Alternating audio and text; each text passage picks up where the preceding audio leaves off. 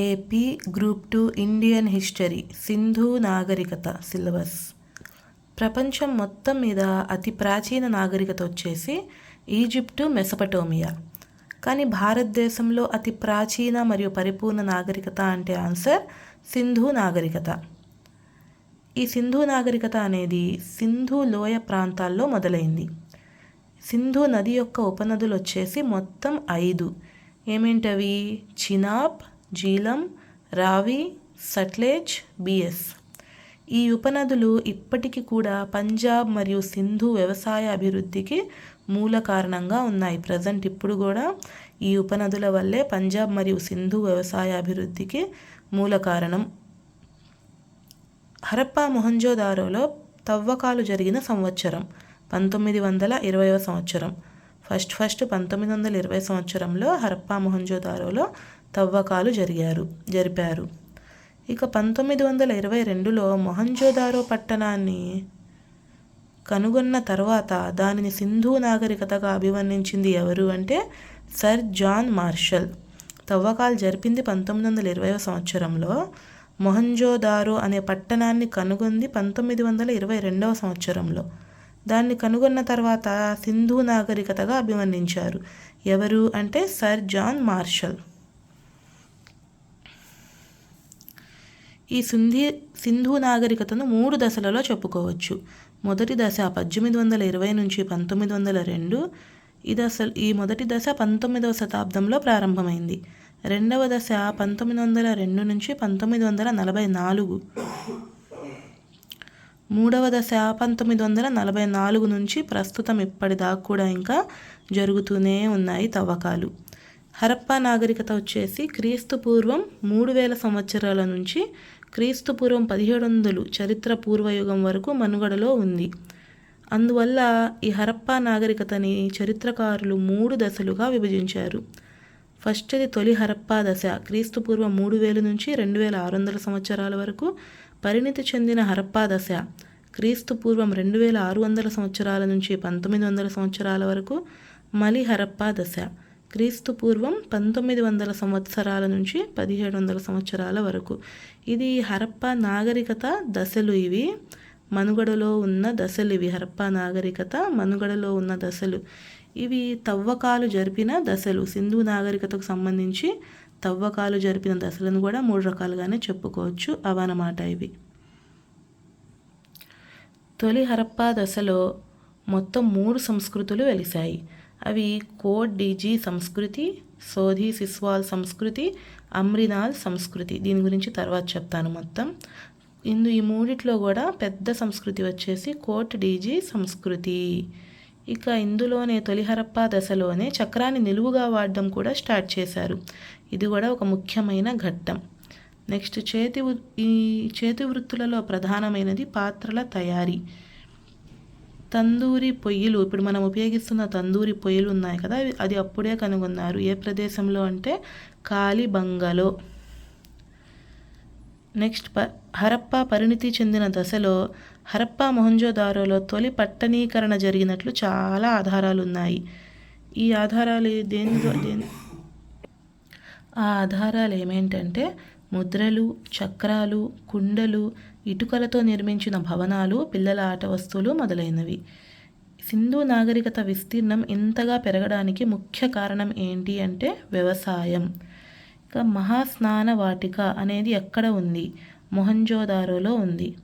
సింధు ప్రజలు గొర్రెలు, మేకలు, పందులు, ఎద్దును కూడా మాంసాహారంగా స్వీకరించేవారు ఆ రోజుల్లో. సింధు ప్రజలు వేటకు కూడా వెళ్ళేవాళ్ళు. చేపలు పట్టడం కూడా ముఖ్యంగా చేసేవారు. హరప్పా నాగరికత ఏ యుగానికి చెందినది? కాంస్య రాతి యుగానికి చెందినది. పత్తిని వస్త్రాల తయారీకి ఉపయోగించిన మొట్టమొదటి నాగరికత ఏంటి అంటే హరప్పా నాగరికత. పెద్ద భవనాల నిర్మాణానికి 1:2:4 నిష్పత్తిలో కాల్చిన ఇటుకలు అమర్చడాన్ని ఇంగ్లీష్ బాండ్ అంటారు. నెక్స్ట్ సింధు ప్రాంతంలో మెసపటేమియా, టైగ్రిస్, యూఫ్రటీస్, నైల్, యాంగ్లా చైనాలో ఉంది. ఇలాగే ఈ పట్టణాలు కూడా అభివృద్ధి చేసి నగర నాగరికతకు పునాదులు వేశారు. సింధు నాగరికత సరిహద్దులు వచ్చేసి ఆఫ్ఘనిస్తాన్లోని కొన్ని ప్రాంతాలు, పాకిస్తాన్లోని పంజాబ్, సింధ్, బెలూచిస్తాన్, ఉత్తమ పశ్చిమ సరిహద్దు ప్రాంతం, భారతదేశంలోని జమ్మూ, హర్యానా, రాజస్థాన్, గుజరాత్, పశ్చిమ ఉత్తరప్రదేశ్ ఇవన్నీ కూడా సింధు నాగరికతకున్న సరిహద్దులు. నెక్స్ట్, సింధు నాగరికత యొక్క పరిధులేంటి? దీనికి ఉత్తరాన మాండ ప్రదేశం, ఇది జమ్మూ జిల్లా, జమ్మూ కాశ్మీర్లో ఉంది. దక్షిణాన మాల్వాన్, సూరత్ జిల్లా, గుజరాత్. పశ్చిమాన సుత్కాజన్ డోర్, మార్కన్ తీర ప్రాంతం, పాకిస్తాన్. తూర్పున అలంగీర్పూర్, సాహరనూర్ జిల్లా, ఉత్తరప్రదేశ్. ఇవి సింధు నాగరికత యొక్క పరిధులు.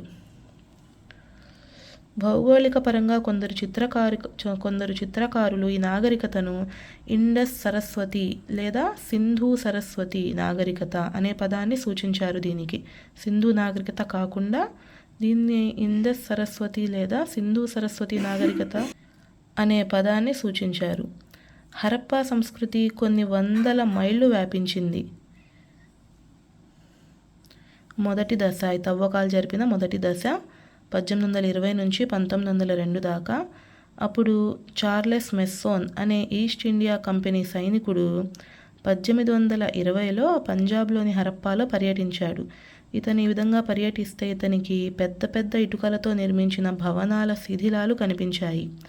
ఇక తర్వాత లెఫ్టినెంట్ అలెగ్జాండర్ బర్న్ కూడా పర్యటించాడు.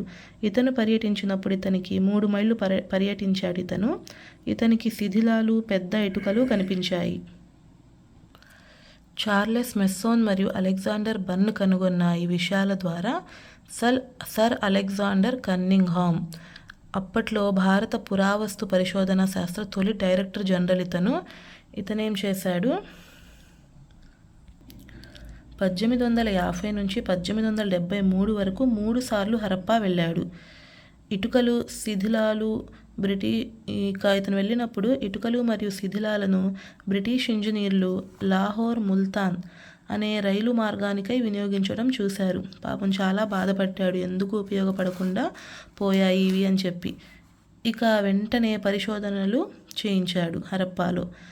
ఇలా ఇతను పరిశోధనలు చేయిస్తే ఏం బయటపడిందంటే నల్లటి నున్నటి రాతితో చేసిన ముద్ర ఒకటి కనిపించింది. ఆ ముద్ర మీద మెడ కింద 2 నక్షత్రాలు గల మూపురం లేని ఎద్దు 6 అక్షరాల శాసనం చెక్కి ఉన్నాయి. ఇది ప్రస్తుతం ఇప్పటికి కూడా భద్రంగా ఉంది, బ్రిటిష్ మ్యూజియంలో ఉంది ఇప్పుడు కూడా, ప్రజెంట్ కూడా. నెక్స్ట్, రెండవ దశ 1902 నుంచి 1944 వరకు రెండవ దశ.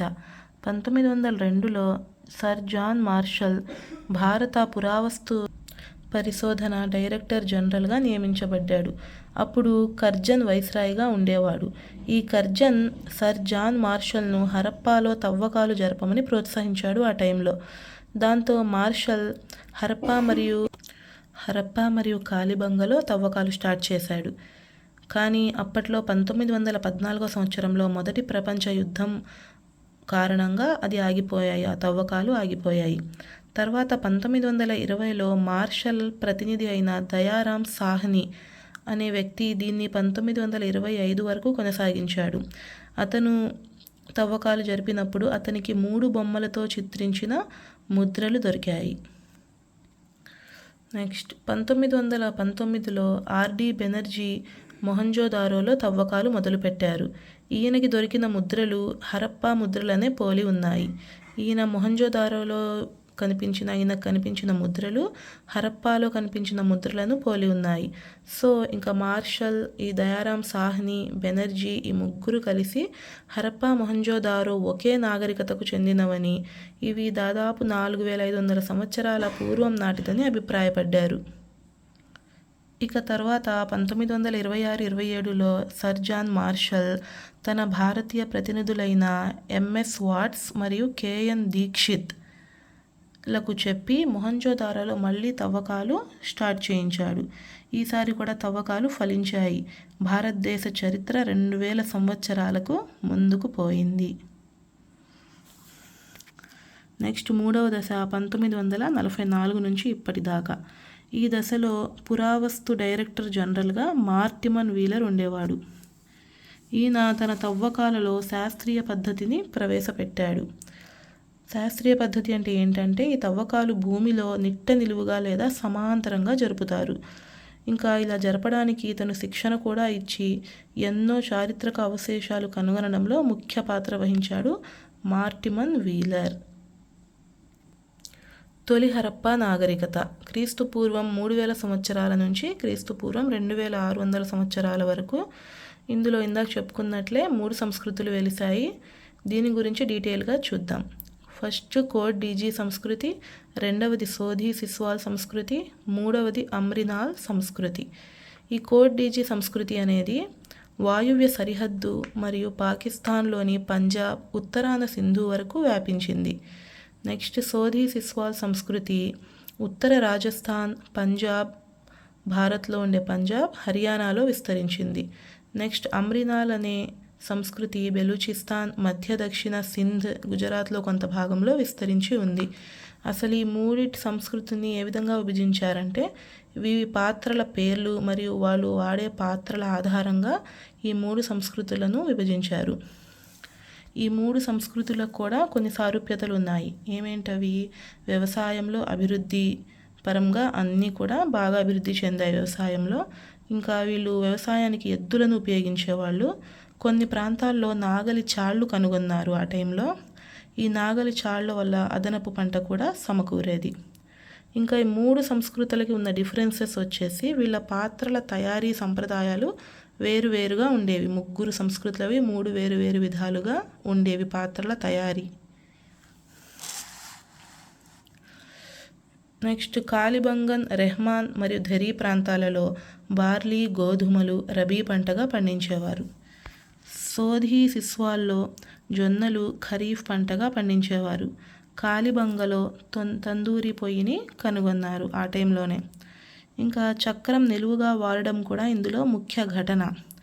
కుమ్మరి చక్రంతో చేసిన పాత్రలు సింధు నాగరికత తొలి 3 సంస్కృతుల్లో ప్రాముఖ్యం వహించాయి. కుమ్మరి చక్రం మీదే తయారు చేసేవాళ్ళు పాత్రలన్నీ కూడా ఈ 3 సంస్కృతులలో. ఇక వీళ్ళు తమకు కావలసిన పరికరాలన్నీ కూడా రాతితోనే చేసుకునేవారు. ఈ రాతి కోట్ డీజీ అనే ప్రాంతంలో రోహ్రీ, సుక్కూర్ అనే కొండల చెకుముకి రాళ్ల నుంచి తయారు చేసుకునేవాళ్ళు ఈ రాతి పరికరాలన్నీ కూడా. ఇవన్నీ కూడా తొలి హరప్పా నాగరికతకు సంబంధించిన అంశాలు ఇంకా ఉన్నాయి. కోట్ డీజీ, రెహమాన్, ధెరీ, కాలిబంగన్లలో రక్షణ గోడలు కనిపించాయి. పంజాబ్లో హాక్రా పాత్రల సంస్కృతి ఉండేది. ఇది చాలా పెద్దది మరియు స్థిరంగా ఉండేది. అంటే మీనింగ్ ఏంటి? ఇక్కడ భవనాలకు మట్టి ఇటుకలను వాడేవాళ్ళు. నెక్స్ట్ కాలిబంగన్లో కాల్చిన ఇటుకలను వాడేవారు. కొత్త రాతి యుగపు అవసాన దశలో రాగిని కనుగొనడం వల్ల రాగి శిలాయుగం ప్రారంభమైంది. హరప్పా పట్టణీకరణ నాగరికత కూడా రాగి శిలాయుగం నాటిదే. ఆ తర్వాత హరప్పా పరిణితి చెందిన దశ. ఇది క్రీస్తుపూర్వం 2600 సంవత్సరాల నుంచి 1900 సంవత్సరాల దాకా ఉంది. హరప్పా, మొహంజోదారో ప్రాంతాలలో తొలి పట్టణీకరణ జరిగింది. దీనికి ఆధారాలు ముద్రలు, చక్రాలు, కుండలు, ఇటుకలతో నిర్మించిన భవనాల శిథిలాలు, పిల్లల ఆట వస్తువులు మొదలైనవి. హరప్పా నాగరికత యొక్క ముఖ్య లక్షణాలు. వ్యవసాయం, ఇది వాళ్ళ జీవనోపాధి. వ్యవసాయ ఉత్పత్తికి పెరుగుదలకు కారణాలు ఏంటంటే నాగలి, ఆఫ్ఘనిస్తాన్లో షోర్ట్ ఘాయి వద్ద జనావాసాల్లో దున్నిన భూమి మరియు ఎద్దుల ద్వారా సరుకుల రవాణా. ఇవన్నీ కూడా వ్యవసాయ ఉత్పత్తి పెరుగుదలకు ముఖ్య కారణాలు. వీళ్ళే వ్యవసాయ ఉత్పత్తికి వ్యవసాయంలో నీళ్లు అవసరమవుతాయి కదా, నీళ్ల కోసం ఎత్తైన ప్రదేశాల్లో రాతి బావిని నిర్మించారు. నెక్స్ట్ పంటలను రబీ, ఖరీఫ్ అని 2 భాగాలుగా విభజించారు. రబీ అంటే శీతాకాలంలో, ఖరీఫ్ అంటే వేసవికాలంలో పండించే పంటలు. శీతాకాలంలో తృణధాన్యాలు, గోధుమ, బార్లీ, పప్పు ధాన్యాలు, నూనె గింజలు, అవిసెలు, బీన్స్ ఇంతవరకు సింధు మరియు గుజరాత్లోని సింధు ప్రాంతంలో పండించేవారు శీతాకాలంలో ఇవన్నీ. ఖరీఫ్లో చిరుధాన్యాలు, జొన్నలు, రాగి, మొక్కజొన్న, నువ్వులు, నార, పత్తి, ఆవాలు, నూనె గింజలు ఇవన్నీ కూడా ఖరీఫ్లో పండించేవారు. రంగ్పూర్ మరియు లోథాల్ ప్రాంతాలలో వరి ధాన్యాన్ని కూడా పండించేవారు. ఇంకా ఇవే కాక ఖర్జూరం, ద్రాక్ష, కర్బూజా పళ్ళను కూడా వీళ్ళు సింధు ప్రజలు పండించేవారు. నెక్స్ట్ చేతి వృత్తులు ఉత్పత్తి. రాగి, కాంస్యం కంటే రాతితో చేసిన పరికరాలే ఎక్కువగా ఉపయోగించేవాళ్ళు వీరు. ఇంకా వీళ్ళ హయాంలో పూసల తయారీ కేంద్రం చన్హుదారో అనే ప్రాంతంలో ఉంది. కలపతో హరప్పా నాగరికత ప్రజలు వడ్రంగి బొమ్మలు, చక్రాల బండ్లు, పడవలు తయారు చేసుకునేవారు. వ్యవసాయం తర్వాత వీరి యొక్క ముఖ్య వృత్తి కుండల తయారీ, కుమ్మరి వృత్తి. హరప్పా నాగరికతలో కుండలను చక్రంతో చేసేవారు. ఇవి దళసరిగా, సాదాగా, ఎర్రగా కాల్చేవారు. ఇవే కాక ఇంకా టెర్రకోట మట్టితో ఆడ, మగ, మనుషుల బొమ్మలు, జంతువులు, ఎడ్ల బండ్ల బొమ్మలు తయారు చేసేవాళ్ళు. ఇంకా ఇక్కడ దొరికిన పురోహిత రాజు రాతి విగ్రహం మెడలో ఎంబ్రాయిడరీ వస్త్రం కూడా ఉంటుంది. కాల్చిన ఇటుకల సార్వత్రిక పరిమాణం 7 సెంటీమీటర్లు, 15 సెంటీమీటర్లు, 31 సెంటీమీటర్లు, అంటే సుమారు 1:2:4 నిష్పత్తిలో ఉంటుంది. ఇలా ఈ నిష్పత్తిలో ఇటుకల యొక్క పరిమాణాన్ని ఈ నిష్పత్తిలో చేయడాన్ని ఇంగ్లీష్ పాండ్ అంటాం. ఈ నిష్పత్తిలో చేయడం ద్వారా గోడకు అదనపు స్థిరత్వం అనేది వస్తుందని వాళ్ళు నమ్మేవాళ్ళు. హరప్పా మొహంజోదారోలో తూనిక రాళ్ళు కూడా తయారు చేసేవాళ్ళు. వీళ్ళ ప్రాథమిక తూనికరాయి బరువు వచ్చేసి 18.63 గ్రాములు. ఇంకా ఏ తూనికరాలు ఉండేవంటే వీళ్ళ దగ్గర 1, 2, 4, 10, 20, 40, 100, 20, 100, 200, 400, 500, 800, 1/16 మరియు 1/18 యూనిట్ల రాళ్ళు కూడా వీళ్ళ దగ్గర ఉండేవి. ఇవన్నీ కూడా తవ్వకాల్లో దొరికాయి. తూనిక రాళ్ల పరిశ్రమ కూడా చన్హుదారోలో ఉంది. పొడవులు కొలవడానికి వీళ్ళు షెల్ మొహంజోదారోలో ఉంది. కాంస్యం హరప్పా, దంతం లోథాల్తో కొలబద్దలు చేశారు. ఈ యొక్క మెటీరియల్స్తో వీళ్ళు కొలబద్దలు తయారు చేశారు పొడవును కొలవడానికి. నెక్స్ట్ పట్టణ నిర్మాణ ప్రణాళిక. మొహంజోదారో హరప్పాల విస్తీర్ణం 200 నుంచి 150 హెక్టార్లు. వృద్ధిలో ఉన్నప్పుడు జనాభా మొహంజోదారోలో 85,000 ఉండేది, హరప్పాలో 65,000 దాకా ఉండేది. ఇది సుమారు లెక్క ప్రకారం. రహదారులు 30 అడుగులు, రహదారుల నుంచి చీలే సందులు 4 నుంచి 7 అడుగుల వెడల్పు ఉండేవి. ఈ పట్టణాలలో మురికి నీటి పారుదలకు ప్రత్యేక శ్రద్ధ వహించారు. కానీ మరుగుదొడ్లు మాత్రం కేవలం 2 భవంతుల ఇళ్లలో మాత్రమే ఉన్నాయి అంతే. ఇక్కడ చాలా ఇళ్ళు చతుశ్శాల వాస్తు పద్ధతిలో నిర్మించారు. దీన్నే మండువా పద్ధతి అని కూడా అంటారు. ఫర్ ఎగ్జాంపుల్ మర్యాద రామన్న మూవీలో ఉంటుంది ఇల్లు, అలాంటి ఇల్లు చాలా మూవీస్లో ఉంటాయి. ఇంకా ఇలాంటి ఇల్లు చుట్టూ ఉంటాయి రూమ్స్ లాగా కట్టి, పైన మాత్రం మధ్యలో ఖాళీగా ఉంటుంది, ఆకాశం కనిపిస్తూ ఉంటుంది. అలాంటి ఇల్లు చతుశ్శాల వాస్తు పద్ధతి ఇల్లు అంటే. ఇప్పుడు కూడా అక్కడక్కడ ఉన్నాయి అలాంటి ఇల్లు.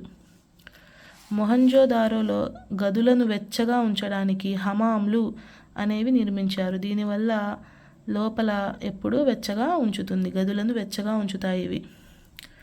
10 మంది స్నానం చేయడానికి వీలుగా మొహంజోదారోలో పెద్ద స్నానఘట్టాన్ని నిర్మించారు. ఇది చతురస్రాకారంలో ఉంటుంది. నెక్స్ట్ వర్తకం. హరప్పా నాగరికతలో వాణిజ్యం, వర్తకం 3 రకాలు.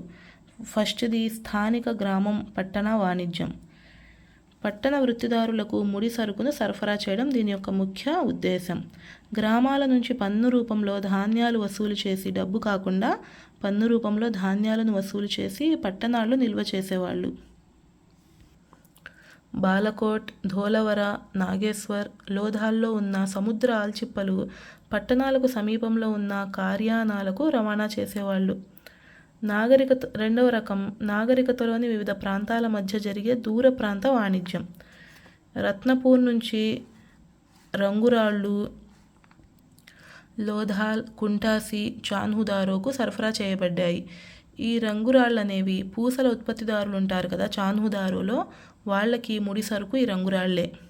దూర ప్రాంత వాణిజ్యానికి ఇంకా ఉదాహరణలు వచ్చేసి మట్టి గాజుతో చేసిన ఉత్పత్తులు, ఆల్చిప్పలతో తయారైన వస్తువులు వీటిని కూడా సరఫరా చేసేవాళ్ళు దూర ప్రాంతాలకి. నెక్స్ట్ 3వ రకం హరప్పా ఇతర ప్రాంతాలతో వర్తక వాణిజ్య సంబంధాలు. హరప్పా మొహంజోదారోలో ఎగుమతులు ఈజిప్టు మరియు మెసపటోమియా రెండిటికి కూడా పంపించేవారు. ఎగ్జాంపుల్స్ ఏమేమి పంపించేవారంటే ఎగుమతులు దూదితో చేసిన వస్త్రాలు, సుగంధ ద్రవ్యాలు, మిరియాలు, బానిసలు వీళ్ళందరినీ కూడా ఎగుమతి చేసేవాళ్ళు హరప్పా ప్రజలు. నెక్స్ట్ వీళ్ళ దిగుమతులు వచ్చేసి బెలూచిస్తాన్, ఆఫ్ఘనిస్తాన్ నుంచి ఆల్బెస్టర్ అనే తెల్ల రాయి, చిల్లు పూసలు తయారీకి అవసరమయ్యే స్టియటైట్, పెర్షియా నుంచి వెండి, బంగారం, తుత్తునాగం, సీసం, ఫిరోజా అనే రాయి, లాపీస్ లజోలి అనే నీలిరంగు రాయి, ఆఫ్ఘనిస్తాన్ నుంచి ఎర్ర సింధూరం, ఖతియావాడా నుంచి శంఖాలు, అగేటు, కార్నిలియస్, ఆనిక్స్, చాల్సిడోని, స్ఫటికాలు, దక్షిణ భారతదేశం నుంచి అమెథిస్ట్ వంగపండు లేదా పద్మనాగమణి అంటారు దీన్నే, కాశ్మీర్ హిమాలయాల నుంచి దేవదారు చెక్క మొదలైనవన్నీ కూడా వీళ్ళు దిగుమతి చేసుకునేవాళ్ళు. అంతర్జాతీయ వర్తకంలో రాజస్థాన్ ముఖ్య పాత్ర వహించేది. ముడి సరుకుల రవాణా కోసం వీరు ఒంటెలు, ఎద్దులు, గుర్రాలను ఉపయోగించేవాళ్ళు. నీటిలో రవాణా కోసం పడవలను కూడా ఉపయోగించేవాళ్ళు. పడవలకి ఎగ్జాంపుల్ వచ్చేసి గుజరాత్లోని లోధాల్లో ఇటుకలతో నిర్మించిన ఓడరేవు. సింధు నాగరికత లిపి క్రీస్తుపూర్వం 2500 సంవత్సరంలో మొదలై క్రీస్తుపూర్వం 2000కు నాగరికతతో పాటే అదృశ్యమైపోయింది లిపి కూడా. ఈ సింధు లిపిలో కృతులు ఉండేవి. సుమారుగా ఇవి 4000 కృతులు ఉండేవి. ఒక్కొక్క కృతిలో వచ్చేసి 5 అక్షరాలు ఉండేవి. ఈ అక్షరాలు కుడి నుంచి ఎడమకు రాసి ఉంటాయి. ఇంకా మొహంజోదారోలో 2 విగ్రహాలు దొరికాయి. ఒక విగ్రహం వచ్చేసి చిన్న రాతి విగ్రహం, ఇది 17 సెంటీమీటర్ల ఎత్తుంది. ఈ విగ్రహం ఏంటంటే గడ్డం చెక్కిన తీరు, ఆ విగ్రహానికి భుజంపై కప్పిన కండువా అయితే చాలా చాలా అందరినీ ఆశ్చర్యపరుస్తాయి. ఈ లక్షణాలు మెసపటోమియాకు చెందినవి. దీనిని కొంతమంది ఆ విగ్రహాన్ని మతాధిపతి అన్నారు, కొంతమంది వ్యాపారి అన్నారు, కొంతమంది యోగి అని నామకరణం చేశారు. అలాగే 2వ విగ్రహం వచ్చేసి నాట్యం చేసే బాలిక. ఇది కాంస్యంతో తయారై ఉన్న విగ్రహం. ఇది 10.3 సెంటీమీటర్ల ఎత్తు ఉంది. ఎడమ చేయి నడుముపై పెట్టుకొని నిటారుగా నుంచొని ఉంటుంది ఈ నాట్యం చేసే బాలిక విగ్రహం. ఇవే కాక సింధు ప్రజలు పిల్లలు ఆడుకునే బొమ్మలు, బూరలు, ఎడ్ల బండ్లు, పక్షుల బొమ్మలు, జంతువుల బొమ్మలన్నీ కూడా సృష్టించారు. నెక్స్ట్ సింధు, హరప్పా మరియు ఈజిప్టు మెసపటోమియా కళలకు ప్రధాన తేడా వచ్చేసి సింధు హరప్పా ప్రజలు పెద్ద పెద్ద విగ్రహాలు ఏవి సృష్టించలేదు. చిన్న చిన్న బొమ్మలు, చిన్న విగ్రహాలు మాత్రమే సృష్టించారు. సింధు కళాకారులు ఎవరి కొరకు పనిచేశారు? వీరు కేవలం వ్యక్తుల కోసం మాత్రమే పనిచేస్తారు, ప్రభుత్వం కోసం కాదు. సింధులో మొత్తం ఎన్ని ముద్రలు లభించాయి? సింధులో మొత్తం 1524 ముద్రలు లభించాయి. ఒకే కొమ్ముగల మూపురం లేని ఎద్దు ఎన్ని ముద్రలలో కనిపిస్తుంది? 1159 ముద్రలలో కనిపిస్తుంది. ఇంకా మిగతా కొన్ని ముద్రలపై ఏమేమి ఉంటాయంటే ఏనుగు, జేబు, మూపురం గల ఎద్దు, పులి, కుందేలు, గేదెలు ఉన్నాయి. సింధు ప్రజలు ఆరాధించే పశుపతి కూడా ముద్రికలో ఉంటాడు. ఈ పశుపతి ముద్రిక ఏ విధంగా ఉంటుందంటే యోగిలాగా ఒక వ్యక్తి ఉండి అతనికి గేదె కొమ్ములు ఉండి, ఒకవైపు ఏమో ఖడ్గమృగం, నీటి బర్రె జంతువులు, ఇంకొక వైపు ఏనుగు మరియు పులి జంతువులు ఉంటాయి. దీనిని పశుపతి లేదా పశువుల రాజు లేదా పశువుల రక్షకుడు అని అంటారు. నెక్స్ట్ కాలిబంగలో ఒక స్థూపాకార ముద్రపై స్త్రీ దేవత పులి శరీరాకృతిని పొందినట్లుగా ఉంటుంది. ఇలా ఇంకా చాలా ముద్రలపై అత్తి చెట్టు కొమ్మలు కూడా ఉంటాయి. అత్తి చెట్టుని పైపల్ చెట్టు అని కూడా అంటారు. దీని యొక్క కొమ్మలు కూడా ఉంటాయి చాలా రకాల ముద్రలపై. నెక్స్ట్ దేవతల మెప్పు కోసం సింధు ప్రజలు మానవ బలిని ఇచ్చేవారు. ఇది ఎలా తెలిసిందంటే చాన్సు హుదారా అనే ప్రాంతంలో 20 ఏళ్ల యువతి యొక్క పుర్రె లభించింది. వీళ్ళు సంతానం కోసం మాతృదేవతను పూజించేవారు. సింధు ప్రజలు సంతానం కోసం మాతృదేవతలను పూజించేవారు. సింధు ప్రజలు మృతదేహాలను తల ఉత్తర దిక్కు వైపు ఉండేలా వెల్లకిలా పడుకోబెట్టేవారు అంత్యక్రియలు చేసేటప్పుడు. కొన్ని మృతదేహాలు ఆభరణాలు సాదా కుండ పాత్రలతో శవపేటికలో పూడ్చిపెట్టేవారు. ఇక హరప్పా నాగరికత మలిదశ క్రీస్తుపూర్వం 1900 సంవత్సరాల నుంచి 1700 సంవత్సరాల వరకు ఇది సింధు నాగరికత పతనంగా కూడా చెప్పుకోవచ్చు. ఇందులో నగరాలు పట్టణాలు క్రీస్తుపురం 2000 సంవత్సరం అనంతరం ఉనికిలో లేవింకా. ఆర్యుల దురాక్రమణ వల్ల సింధు జనావాసాలు అంతరించాయని మార్టిమన్ వీలర్ అభిప్రాయపడ్డారు. మొహంజోదారో చాన్హుదారో లోథాల్లో భూకంపాల వల్ల వరదలు సంభవించి పట్టణాలు తమ ఉనికిని కోల్పోయాయి అని కొందరి అభిప్రాయం. కానీ ఈ వాక్యానికి హెచ్టి లాంబ్రిక్ అని వ్యక్తి వ్యతిరేకించాడు. ఇతను దీన్ని వ్యతిరేకించి కొత్తగా నిర్జల సిద్ధాంతం అనే సిద్ధాంతాన్ని ప్రతిపాదించాడు. క్రీస్తుపురం 2230వ సంవత్సరంలో అతి తక్కువ వర్షపాతం వల్ల సరస్వతీ నది ఎండిపోయిందని చెప్పాడు ఇతను హెచ్టి లాంబ్రిక్. సో ఘగ్గర్ హక్రా అనే నదీ ప్రాంతాల్లో సింధు జనావాసాలు తీవ్ర స్థాయిలో వినాశమయ్యాయి అని తెలిపాడితను. నెక్స్ట్, జనావాసాల క్షీణతకు వర్షాభావం కారణం కాదు. ఘగ్గర్ నుంచి దాని ఉపనదులైన యమున సట్లెజ్లు వేరుపడడం వల్ల అనావృష్టి సంభవించింది అని విఎన్ మిశ్రా చెప్పారు. సింధు ప్రజలు అతిగా వ్యవసాయం చేయడం వల్ల అడవులను తీవ్రంగా నరకడం వల్ల పట్టణాల పతనానికి కారణమయ్యాయి అని చెప్పి W A Fairservis, Kenneth A R. Kennedy అనే ఇద్దరు వ్యక్తులు ప్రతిపాదించారు. నెక్స్ట్, క్రీస్తుపురం 2000 అనంతరం మెసపటోమియాతో వాణిజ్యం ఆగిపోవడంతో సింధులో వ్యాపార పరిశ్రమలకు నష్టం, తద్వారా పట్టణాలు నాశనమయ్యాయి అని రాబర్ట్ షేరర్ ప్రతిపాదించాడు. లిఫ్ట్ ఇరిగేషన్ వల్ల సింధు జనావాసాలు ఎండిపోయి మరియు వర్షాభావం వల్ల కూడా క్షీణత సంభవించింది అని షరీన్ రత్నాకర్ చెప్పారు 1986లో. ఇలా వీళ్ళు రకరకాల భావాలు వ్యక్తపరిచారు. ఎందుకు సింధు నాగరికత పతనం అయ్యింది అనే దానికి సంబంధించి అనేక కారణాలు చెప్పారు. కానీ అసలు కారణం ఏంటో ఇప్పటికీ కూడా తెలియలేదు. ఇది సింధు నాగరికత మొత్తం syllabus. Thanks for watching. Subscribe for more videos.